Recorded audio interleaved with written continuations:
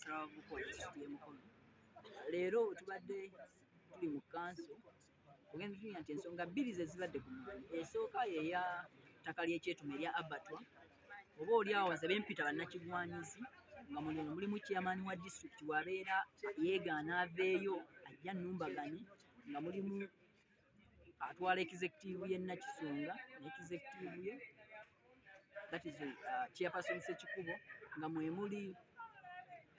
vice chairman wa district ye yatuuka okubeera nga akangakanga n'okutiisatiisa chairperson w'akakiiko ako tiwabeera tasobola kukolera ku komandizi zaabwe bajja mugoba ku kifo. So ogenda otya nti leero nze nadde mbimanyi naye bannamukono ndowooza ke kaseera kati bazuule balabe nti kye nabagamba ekyandira okubeera nga nva ku kakiiko olwa intentions nze ze nalabirawo eziri emabega w'okwerimbika mu baagala kuyamba bannamukono kumbe baagala kubbirako ttaka nze kyekyanvaayo ne era olunaku lwaleero nze nkiganye era nempa ensonga zange saawukanye n'ezo oba oliawo ze nateeka mu resignation letter yange bakiyisizza sijja gamba naye olw'embeera nti otunuya bakansala bannaffe ffenna abamu tubulamu endowooza y'okulabira ewala.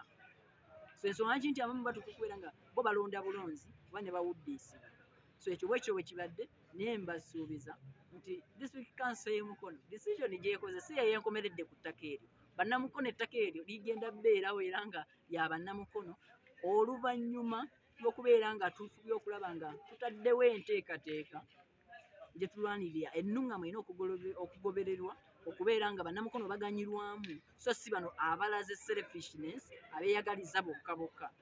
Bwetula kusonga ya district service commission bannamukono njagala bakimanyi nti chairman wa district y'e Mukono yalemesezza okubeera nga bannamukono bafuna district service commission. Ye olw'okubeera nga alowooza mu bwongo bwe nti districts oba local governments zirina kuddukanyizibwa nga bwe tuddukanya amaka gaffe oba business zaffe z'obwannannyini. N'atamanya nti waliwo mwattu amateeka oba policies oba ziyite ki ebirina okubeera nga bigobererwa. Ye kennyininyini yawandiikira ministry ya local government ng'agisaba guidance era ne bamugamba nedda mwattu urban authorities representative gwe zaalonda amulonda mu makubo matuufu ate naye kennyininyini ze kibuuzo kyentera okwebuuza newankubadde takiddangamu bwali butamanya bwe bwamuleeta okubeera ng'awandiikira urban authorities zironde ba representatives baabo kwaye ebbaluwa eyasooka ye kennyininyini nga alagira urban authorities zironde ba representatives baabo ku district service commission park